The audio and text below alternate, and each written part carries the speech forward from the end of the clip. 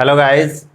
आज हम लोग देखेंगे आर डी शर्मा के बुक से एक्सरसाइज 3.4 पार्ट टू हम इसलिए कह रहे हैं कि इस बुक में एक्सरसाइज 3.4 जो है वो 2 बार दे दिया गया है, इसलिए हम नेक्स्ट वाले को 3.4 पार्ट 2 कह रहे हैं। क्लास 10th का है ये। क्वेश्चन नंबर 17 का हम सेकेंड वाला देखेंगे। क्लियर है? इसमें हमें बोला गया है ए और बी की वैल्यू फाइंड आउट करिए जिससे कि यह इक्वेशन का जो सॉल्यूशन निकले वो कैसा निकले, इन्फाइनाइटली मेनी सोल्यूशन हो।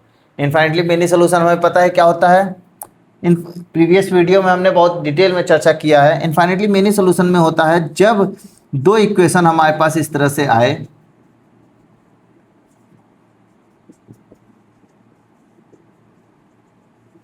तो इनका जो कोफिशिएंट का रेशियो है वो बराबर हो जाए। क्लियर है? जब ये रेशियो बराबर हो जाएगा तो हम इसी को क्या कहेंगे कि इन दोनों का जो सॉल्यूशन है वो क्या इन्फाइनाइटली मेनी सोल्यूशन कहलाएगा। क्लियर है? तो हम देखते हैं पहले, तो हमें किस पे चर्चा करना है, ये देखना है A1/A2 equals to B1/B2 equals to C1/C2, ये रेशियो बराबर हो। अब ये मिलेगा कहाँ से, ये यहाँ से मिलेगा, पहले वाले इक्वेशन से A1 B1 C1 मिलेगा। चेक करते हैं 2x - 3y इक्वल्स टू 7। यहाँ से अगर हम A1x plus B1y plus C1 equals to 0 करें, अब देखिए इक्वल्स टू के इधर है C1 तो हम इधर करेंगे 7 को तो माइनस हो जाएगा। जब 7 को इधर ले आएंगे तो क्या हो जाएगा, माइनस हो जाएगा। तो यहाँ से A1 की वैल्यू 2, B1 की वैल्यू -3, C1 की वैल्यू -7। अब नेक्स्ट वाला उठाते हैं, यहाँ से A2 B2 और C2 मिलेगा हमें। A plus B X minus का A प्लस बी माइनस का 3y इक्वल्स टू 4। देखिए इधर है तो हम इसको इधर ले लेंगे तो क्या हो जाएगा, माइनस का 4a माइनस का b इक्वल्स टू 0। क्लियर हो गया?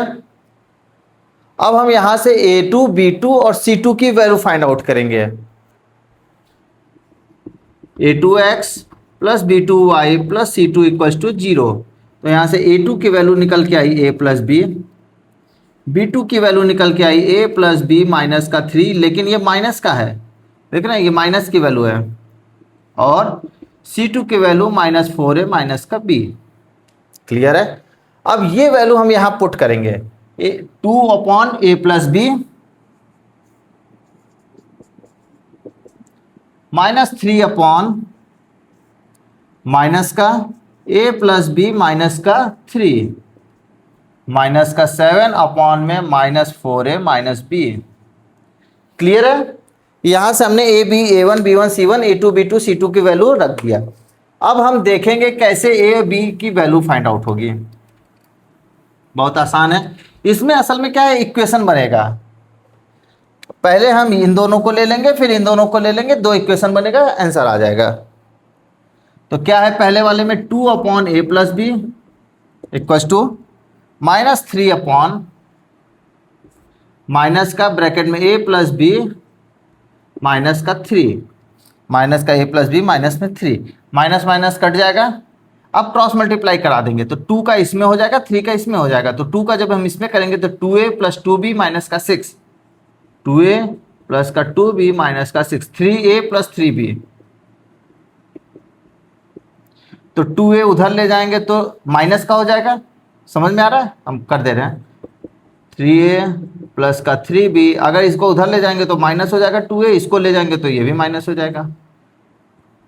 3a में से 2a a बचा, 3b में से 2b b बचा इक्वल्स टू माइनस का 6। यहाँ से हमें एक इक्वेशन फाइंड आउट हो गया। अब यहाँ से भी हमें एक इक्वेशन मिलेगा, दोनों को सॉल्व करेंगे आंसर आ जाएगा।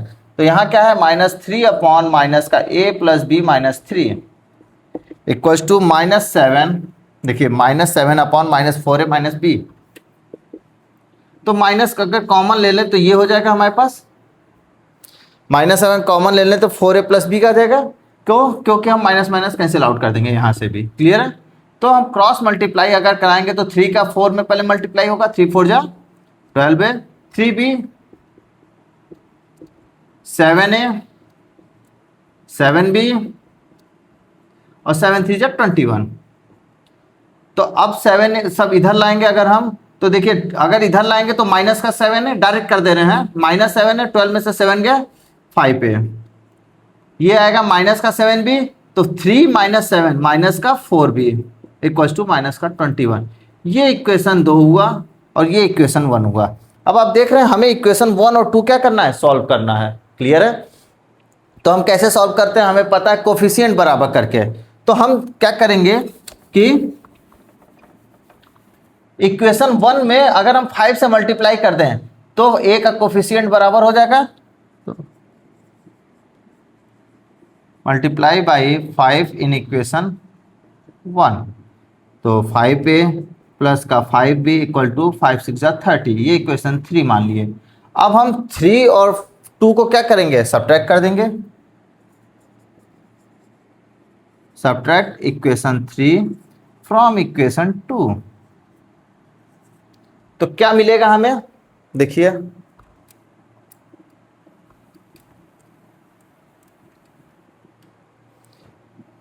इक्वेशन क्या 2 में से 3 घटा रहे, तो पहले 2 वाला लिखेंगे, 5a minus 4b equals to minus का 21, 5a प्लस का 5b इक्वल्स टू माइनस का 30। अब हम सब्ट्रैक्ट करेंगे तो प्लस का माइनस, माइनस का प्लस हो जाएगा, तो यहां से क्या ये देने कैंसिल आउट, माइनस का 9b इक्वल्स टू प्लस का 9, तो b की वैल्यू -1। क्लियर हो गया?